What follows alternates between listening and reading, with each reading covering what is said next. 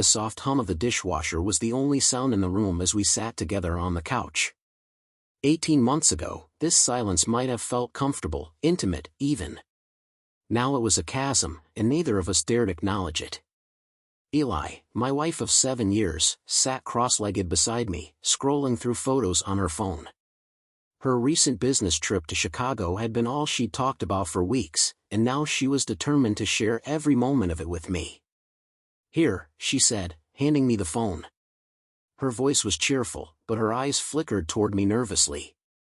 I scrolled through images of conference panels, hotel lobbies, and group dinners. The photos were what you'd expect, harmless, professional, even dull. Until one. It was taken in a dimly lit restaurant, the kind with candles flickering on polished wooden tables. Eli was laughing, leaning slightly forward in her chair. But it wasn't her expression that caught my attention, it was the reflection. In the large mirror behind her, a man sat at her side, his hand resting gently over hers. I froze, my thumb hovering over the screen. The man, broad-shouldered, his tie loosened, was familiar.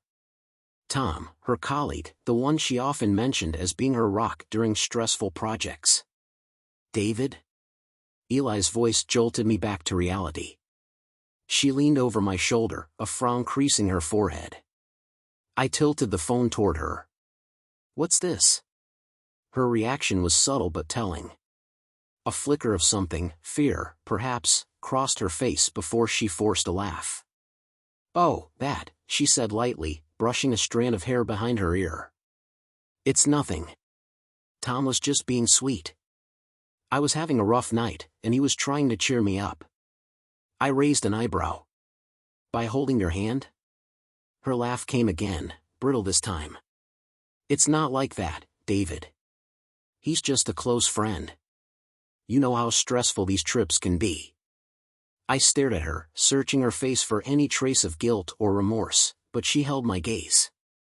For a moment, I considered letting it go. After all, maybe it really was nothing. Maybe I was reading too much into a single image.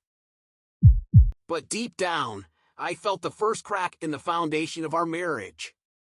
I handed the phone back to her, forcing a smile. "Sure. If you say so." Eli exhaled, relieved, and launched into another story about the trip. I nodded in all the right places, but my mind was elsewhere, replaying that photograph over and over.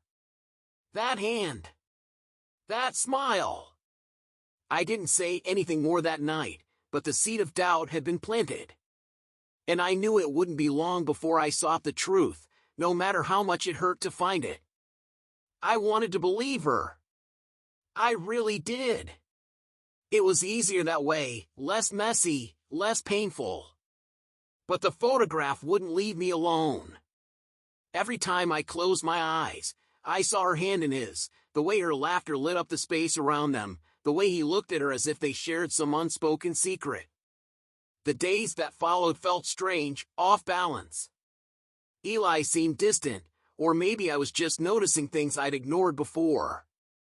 She was always on her phone now, her laughter muffled through closed doors, her conversations clipped when I walked into the room. One night, as we sat at the dinner table, her phone buzzed. She glanced at it quickly and then flipped it over, screen down. "Who was that?" I asked casually, my fork pausing halfway to my mouth. Her answer was smooth, too smooth. "Just Jenny from work. She's always bugging me about deadlines." I nodded, forcing a small smile, but something inside me twisted. She was lying. I didn't have proof, not yet, but I could feel it. The next morning, as I sipped my coffee, Eli rushed downstairs, her bag swinging over her shoulder. "I'm running late," she called out, grabbing her keys. Her bag hit the counter with a soft thud as she reached for her travel mug. I noticed a corner of paper sticking out of the side pocket. She didn't see me as she hurried out the door. I wasn't proud of what I did next. The paper was a receipt from a bar I didn't recognize, dated 2 nights before her trip to Chicago. 2 drinks were listed, an old-fashioned and a margarita. Eli didn't drink margaritas. When she came home that evening, I was waiting for her in the living room. The receipt sat on the coffee table in front of me like an unspoken accusation. She walked in with her usual cheerful "Hey, honey," but faltered as soon as she saw my face. "What's this?" I asked, holding up the receipt. Her smile froze. "Where did you find that?" "In your bag," I said evenly. 2 drinks, Eli. "Who were you with?" She hesitated, her mouth opening and closing as she searched for the right words. Finally, she sighed. "It was Tom," she admitted. "But it wasn't what you think. We were talking about work, and I didn't want to drink alone." I stared at her, my fingers tightening around the paper. "You didn't want to drink alone, so you invited him? And you didn't think to mention this before?" "It didn't matter," she snapped, frustration creeping into her voice. "David, I didn't tell you because I knew you'd blow it out of proportion. Just like you're doing now." Her deflection hit harder than her words. I wanted to yell, to demand answers, but instead, I just nodded. "Fine," I said, my voice hollow. "If you say so." That night, as she slept beside me, I stared at the ceiling, the tension between us suffocating. I thought about her phone, the messages she wouldn't let me see, the receipt, and the photograph. Each piece added to a puzzle I didn't want to complete. The next morning, after she left for work, I made a decision. If Eli wouldn't tell me the truth, I'd find it myself. I was going to her office. By the time I parked outside Eli's office building, my chest was a knot of anxiety and anger. I'd told myself I was here for answers, but deep down, I wasn't sure I was ready for what I might find. The glass doors of the building gleamed under the morning sun as I walked in, rehearsing excuses for why I was there. She'd left her lunch at home. I was in the area and thought we could grab coffee. Something believable. Her office was on the 3rd floor. I rode the elevator in silence, the faint hum of its mechanics drowning out my thoughts. As the doors slid open, I stepped into the sleek, modern space. Rows of desks stretched before me, separated by glass partitions. A young receptionist glanced up from her desk. "Hi, can I help you?" "I'm here to see Eli, Elizabeth Carter," I said, my voice steady despite the storm brewing inside me. "Is she in?" The receptionist nodded. "She's in the conference room. 3rd door on the left." I thanked her, my feet moving before I could reconsider. The corridor was quiet, the only sound the soft hum of computers and the occasional murmur of voices. As I approached the conference room, the door was slightly ajar, giving me a clear view inside. And that's when I saw them. Eli stood with her back to the door, her figure framed by the tall windows behind her. Tom was close, too close. His hand rested lightly on her waist, his head tilted toward hers. She laughed softly, the kind of laugh I hadn't heard from her in months. My stomach churned as I took a step closer. "Tom," she said, her voice low but audible, "we can't keep doing this." He smirked, his fingers sliding along her side. "You say that every time, Eli. And every time, you end up back here." She didn't move away. Instead, her hands rested briefly on his chest, as if to push him away, but she didn't. "Someone could see us," she whispered. His smirk deepened. "Let them." I didn't remember opening the door, but suddenly I was inside the room. Both of them froze, Eli's eyes widening in horror as she turned to face me. "David," she breathed, her voice trembling. Tom, on the other hand, didn't flinch. He straightened, his smirk still in place. "Well, this is awkward." My fists clenched at my sides as I struggled to keep my voice steady. "This is what you meant by just friends?" I said, my tone cutting. "David, it's not," Eli started, but I didn't let her finish. "Don't," I snapped, my gaze boring into hers. I saw enough. Tom took a step forward, his hands casually slipping into his pockets. "You're overreacting, David. It's not what you think." I turned on him, my voice dropping. "Shut up. I'm not talking to you." Eli reached out as if to touch my arm, but I stepped back. "David, please. Let me explain." "Explain?" I said bitterly, the anger bubbling to the surface. "Explain how you let him do this? How you lied to my face over and over." Tears welled in her eyes, but they didn't soften me. "Not this time." I turned toward the door, my chest tight with rage and heartbreak.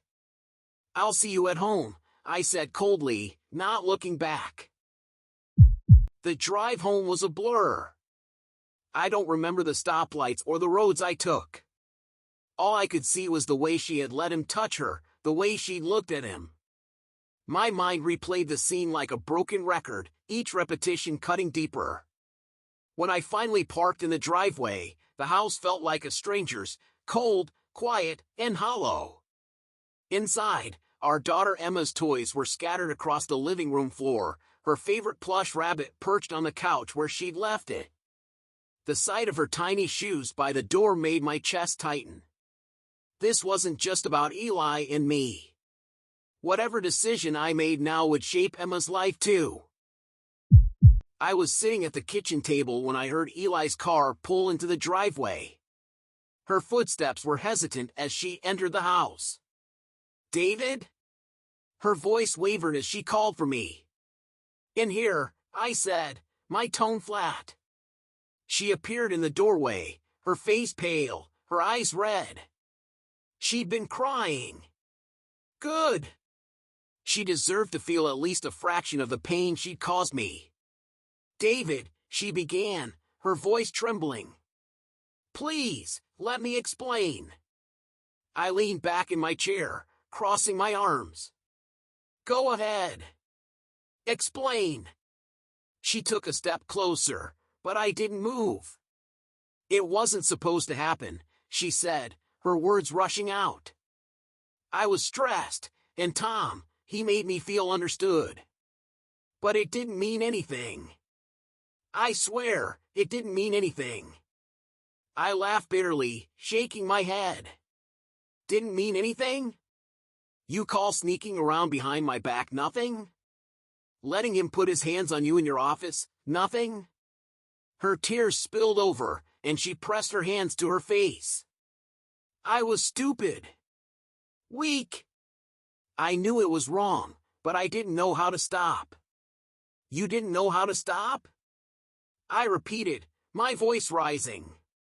"How about you never started? How about you remembered the vows you made?" Her sobs grew louder, but I didn't care. "Do you love him?" I asked suddenly, the words sharp and direct. Her head shot up, her tear-streaked face stricken. "No! No, I don't. It was never about that. It was just... I don't know what it was. But I love you. I love you, David. Please, believe me." For a moment, I almost did. But then I thought of Emma, our sweet, innocent daughter who thought the world of her mother. "What am I supposed to tell Emma?" I said quietly. That her mother decided her marriage wasn't worth fighting for? That she chose a fling over her family? Eli's face crumpled, and she sank into the chair across from me. "Please don't leave us," she whispered. "Don't leave me. I'll do anything, David.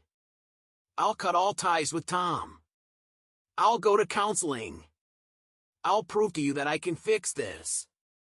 I looked at her, the woman I'd loved for so many years, and felt nothing but a hollow ache. "You already broke it, Eli," I said, my voice cold. "And I don't know if it can ever be fixed." The sound of tiny footsteps broke the silence. Emma appeared in the doorway, clutching her rabbit. Her wide eyes darted between us. "Why are you yelling?" she asked, her voice small and confused.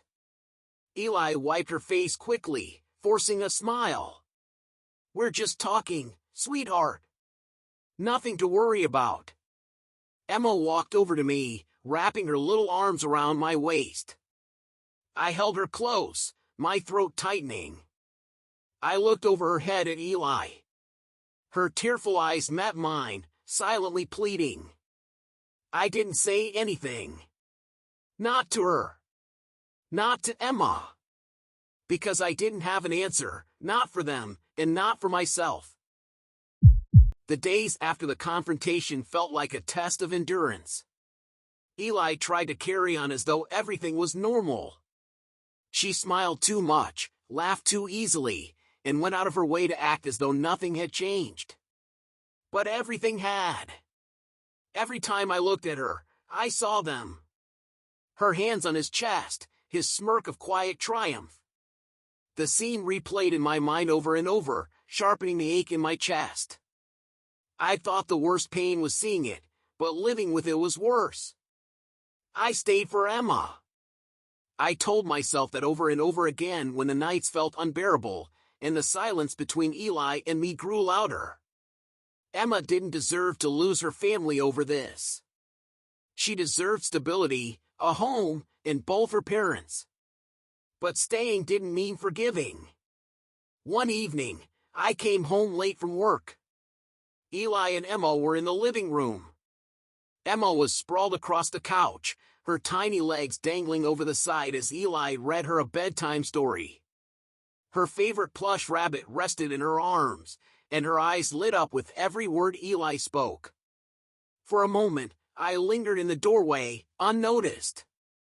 The scene felt so familiar, so painfully normal, that I almost believed it. Almost.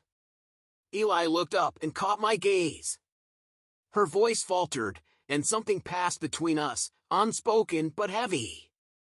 I turned away without a word and headed to the kitchen. That night, after Emma was asleep, Eli came into the living room where I sat nursing a glass of whiskey. She hesitated in the doorway, her hands gripping the edge of the frame.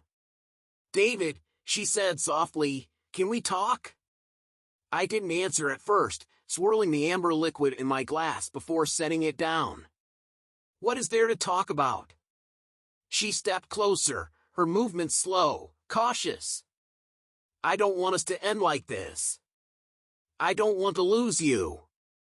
I laughed bitterly, shaking my head. "Lose me? Eli, you threw me away the moment you let him touch you. Don't stand there and act like you're the victim here." Her shoulders slumped, tears filling her eyes. "I know I messed up. I know I broke us. But I love you, David. I love Emma. I want to fix this. I'll do anything, counseling, quitting my job, cutting ties with Tom. Whatever it takes." I stared at her, my jaw tightening as I weighed her words. "Do you love him?" Her eyes widened, and she shook her head furiously. "No! It was never about love. It was a mistake, a terrible mistake, but it's over. It's been over." The silence stretched between us like a chasm. I wanted to believe her, wanted to trust a woman I had spent 7 years building a life with. But every time I closed my eyes, I saw her with him. "This isn't just about us," I said finally, my voice low. "This is about Emma. She deserves a family, a home. She deserves better than this mess you've created." "I know," she whispered, her voice trembling. "I know, and I'll spend the rest of my life proving to you that I can make this right. Please, David. Don't give up on me. Don't give up on us." I stood, running a hand through my hair as I turned toward the stairs. "I'm staying," I said quietly. "But I'm not staying for you. I'm staying for her." Eli's breath hitched as tears spilled down her cheeks. "I'll prove it to you," she said, her voice breaking. "I'll prove that I can be better." I paused on the stairs, not looking back. "We'll see," I said, before disappearing into the darkness of the hallway. Weeks passed, and the rhythms of daily life marched on, but nothing felt the same. I stayed for Emma, convincing myself that her happiness was worth the silence that now filled our home. Eli tried. She transferred to a new department at work, deleted Tom's number, and even started pushing for counseling sessions. But her efforts, no matter how earnest, felt hollow. One afternoon, Emma and I were sprawled on the living room floor, coloring in her favorite princess book. She giggled as she held up her latest masterpiece, a princess in a sparkling pink dress. "Look, Daddy," she beamed, her little hands clutching the page. "It's beautiful, sweetheart," I said, managing a smile for her sake. Eli stood in the doorway, watching us. Her expression was soft, her lips curved in a hopeful smile. For a second, I almost invited her to join us, almost let myself believe that things could go back to how they were. But I didn't. Her smile faded as she turned and walked away, leaving behind the heavy air of unfinished sentences and unspoken regrets. It was a week later when everything shifted. I had taken an afternoon off to pick Emma up from school. The sight of her tiny figure bouncing toward me, her backpack bobbing on her shoulders, was a rare moment of brightness. "Daddy," she shouted, throwing her arms around my neck. "Hey, princess," I said, lifting her up and spinning her around. She babbled excitedly about her day, but my attention drifted toward the school gates. My chest tightened as I saw him. "Tom!" He stood leaning casually against the brick wall, his gaze fixed on me like a predator sizing up its prey. My grip on Emma tightened. "Go to the car, sweetheart," I said softly. "Daddy will be there in just a minute." She hesitated, looking up at me with wide eyes. "Okay," she said, skipping off to the car with her usual carefree energy. As soon as she was out of earshot, I marched toward him. "What the hell are you doing here?" I demanded, my voice low but sharp. Tom's smirk spread across his face. "Relax, David. I was just in the area." "You don't have a kid here," I shot back. "So why are you anywhere near my daughter's school?" He shrugged, feigning nonchalance. "Your wife might have cut me off, but I haven't forgotten about her." "Or you." My fists clenched, every muscle in my body tensing. "Stay away from my family," I said through gritted teeth. "Or what?" he taunted. "You'll hit me? Go ahead. Give it your best shot." I wanted to. God, I wanted to knock that smug grin off his face. But Emma's face flashed in my mind, her bright smile, her innocent laughter. I couldn't let her see me like that.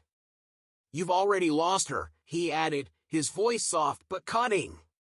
"You're just too scared to admit it." I turned and walked away, my chest burning with fury. That night, I didn't tell Eli what had happened. I didn't want to see the flicker of recognition in her eyes or hear her say his name again. But his words stayed with me, echoing long after the house had gone quiet. As we lay in bed, Eli reached for my hand, her fingers brushing mine.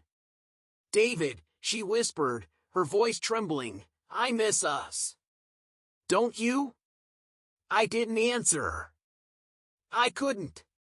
Instead, I turned onto my side, pretending to fall asleep.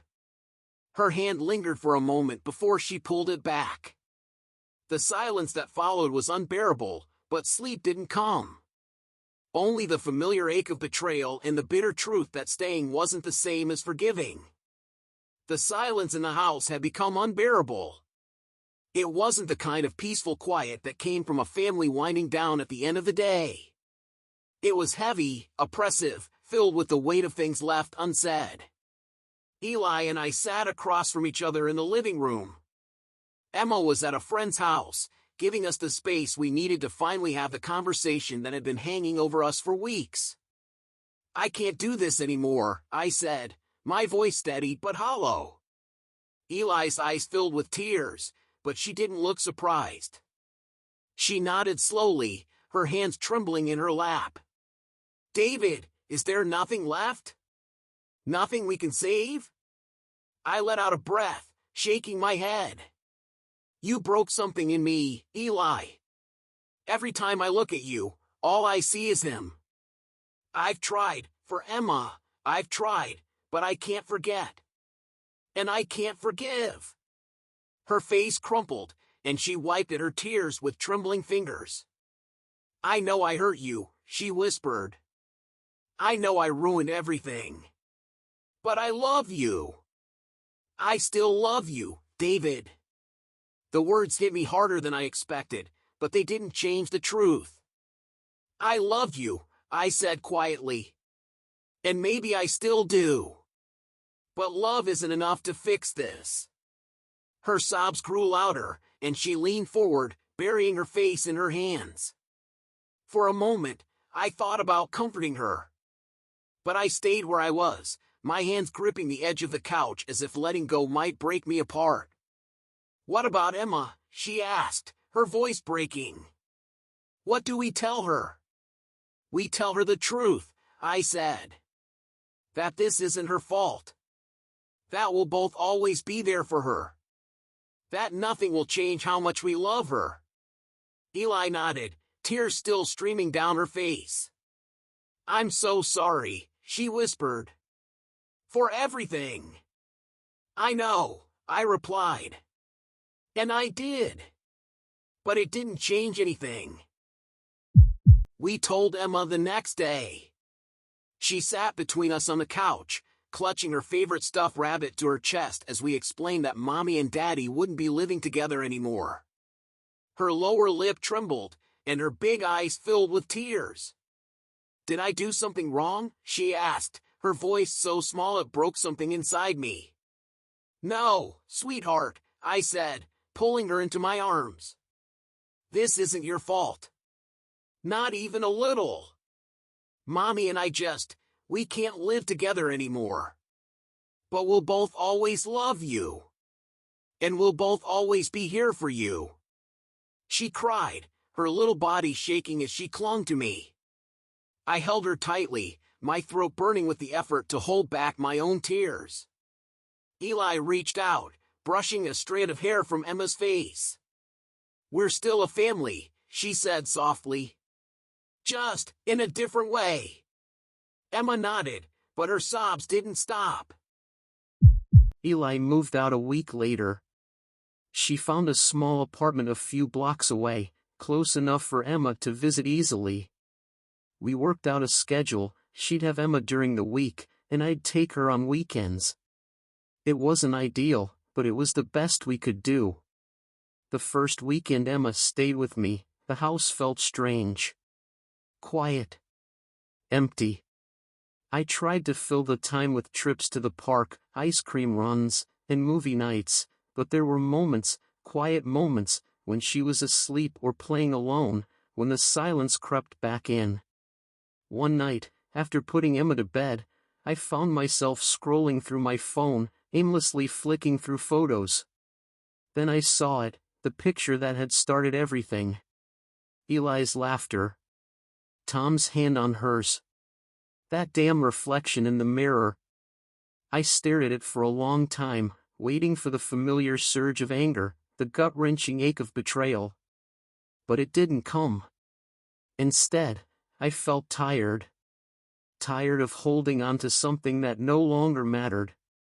With a few taps, the photo was gone. Deleted. Months passed. Life moved on, slowly but surely. Eli and I settled into our new roles as co-parents, and while our conversations were brief and formal, they were civil. For Emma's sake, we kept it together.